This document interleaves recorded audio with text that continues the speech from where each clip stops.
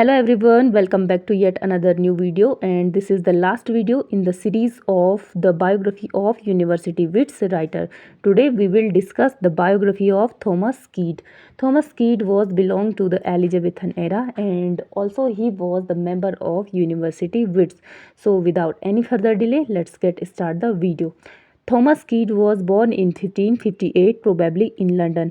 तो Thomas Kyd का जन्म हुआ था 1558 में लंदन में। He was educated at the Merchant Taylors School in London. तो उन्होंने लंदन के मर्चेंट टेलर्स स्कूल से अपनी एजुकेशन कंप्लीट की। It is believe that Kyd did not proceed to the universities he apparently followed. तो ये माना जाता है कि अपनी स्कूल की एजुकेशन कंप्लीट करने के बाद कीट्स किसी भी यूनिवर्सिटी में दाखिला लेने नहीं गए। उन्होंने किसी भी विश्वविद्यालय से अपनी पढ़ाई कंप्लीट नहीं की। Soon after leaving school, his father's business as a scrivener। तो स्कूल को छोड़ने के बाद, स्कूल की पढ़ाई कंप्लीट करने के बाद उन्होंने जो है स्पष्ट रूप से अपने फादर के बिजनेस में योगदान दिया, जो कि एक लिपिकार के रूप में कार्य करते थे।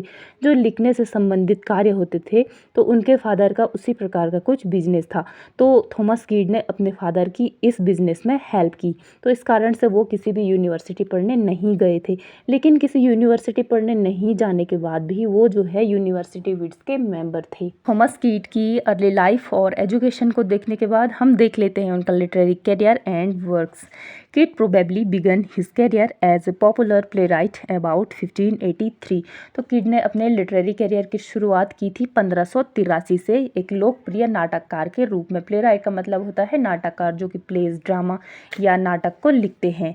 And produced his most significant work the Spanish Tragedy or Hieronimo is mad again sometime around 1589 to 92। तो इस बीच उन्होंने अपना काफ़ी महत्वपूर्ण वर्क जो है प्रस्तुत किया था लोगों के सामने। तो ये उनका महत्वपूर्ण वर्क था the Spanish Tragedy or Hieronimo is mad again. तो ये उनके उस वर्क का नाम है। तो ये बोला जाता है कि 1589 से 1592 के आसपास उन्होंने इसको प्रस्तुत किया था। It was based on the tragedies written by the Roman playwright Seneca. तो जो ये थॉमस कीट की स्पेनिश ट्रेजिडी और हीरोनिमो इज मेड अगेन था, तो ये किस पर आधारित था? रोमन प्लेराइट सेनेका द्वारा लिखी गई एक ट्रेजिडी पर। Whose plays focused on the murder and revenge. तो जिसके नाटक का मुख्य केंद्र होता था हत्या और बदला। Keats place established on the Elizabethan stage the revenge tragedy. तो इसने जो है एलिजाबेथन स्टेज, जो एलिजाबेथन के एरा के टाइम पे जो प्लेज होते थे उसमें एक रिवेंज ट्रेजिडी की जो है स्थापना की थी। A genre which include William Shakespeare's Hamlet. तो इसी में जो है विलियम शेक्सपियर की हैमलेट भी शामिल है। इसी हत्या और बदले के केंद्र पर ये शेक्सपियर की हैमलेट भी आधारित है। Other works by Keat are his translations of Torquato Tasso's Padre di Famiglia, published as The Householder's Philosophy in 1588। तो उनके अन्य कार्यों में, अन्य लिटरेरी वर्क में शामिल है ट्रांसलेशन वर्क्स। तो उन्होंने ट्रांसलेशन भी किया था कुछ वर्क्स का, जिनमें शामिल थे टॉरक्वेटो टैसोस पाड्रे डी फैमिग्लिया। तो इसको उन्होंने जो है ट्रांसलेट करके पब्लिश किया था किस रूप में? The house holders philosophy. तो इसको ट्रांसलेट करके उन्होंने टाइटल दिया द हाउस होल्डर्स फिलॉसफी। 1588 में इसको उन्होंने पब्लिश किया था। And translation of Robert Garnier's Cornelia in 1594। तो रॉबर्ट गार्नियर्स की कॉर्नेलिया को भी उन्होंने जो है ट्रांसलेट किया था और 1594 में उसको ट्रांसलेट करके पब्लिश किया गया था। In 1590 Kyd seems to have given up writing for the stage and entered the service of an unnamed lord who employed a troupe of players.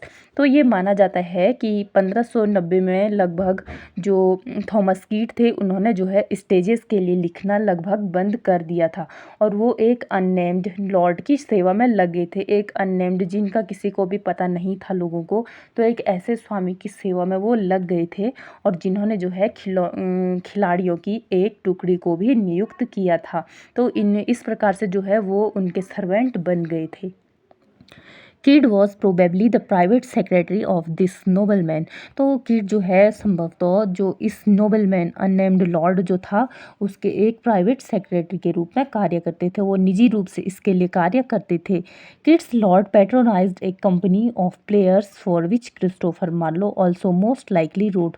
तो किड के जो ये लॉर्ड थे जो ये अननेम्ड लॉर्ड थे, इन्होंने एक प्लेयर्स खिलाड़ियों की कंपनी को जो है संरक्षण भी दिया था, जिसमें कि क्रिस्टोफर मार्लो भी शामिल थे और क्रिस्टोफर मार्लो ने भी उनके लिए लिखा था। This brought Kyd and Marlowe into close acquaintances. तो इसने जो है क्रिस्टोफर मार्लो और कीट को एक दूसरे के काफ़ी क्लोज लाया और फिर इस प्रकार से किड और क्रिस्टोफर मार्लो एक दूसरे को जानने लगे।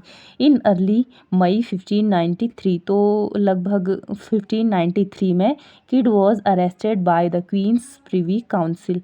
तो किड को जो है गिरफ्तार किया गया था क्वीन प्रिवी काउंसिल के द्वारा। थॉमस किड के अदर वर्क्स में इंक्लूड है द मर्डर ऑफ जॉन ब्रेवन। इसको इन्होंने लिखा था 1592 में, जो कि एक पैम्फलेट था। और फिर इन्होंने लिखा था आर्डन ऑफ फेवरशेम, तो इसको इन्होंने लिखा था 1592 में, ये भी उसी पैम्फलेट का पार्ट था। एंड नेक्स्ट इन्होंने लिखा था सोलेमन एंड क्रोसीडा, तो इसको इन्होंने लिखा था 1594 में। तो लिटरेचर में इतने सारे वर्क्स इन्होंने दिए थे, तो इस प्रकार से काफ़ी इनका जो है कंट्रीब्यूशन रहा इंग्लिश लिटरेचर को। और फिर इनकी डेथ हो जाती है 1594 में। तो हम कह सकते हैं कि थॉमस कीड एलिजाबेथन एरा के एक काफ़ी बेहतर राइटर थे। तो इसी के साथ ये वीडियो ख़त्म होती है और साथ ही साथ यूनिवर्सिटी विट्स के जो राइटर हैं उनकी बायोग्राफी की ये सीरीज़ भी ख़त्म होती है। और मिलते हैं नेक्स्ट वीडियो में।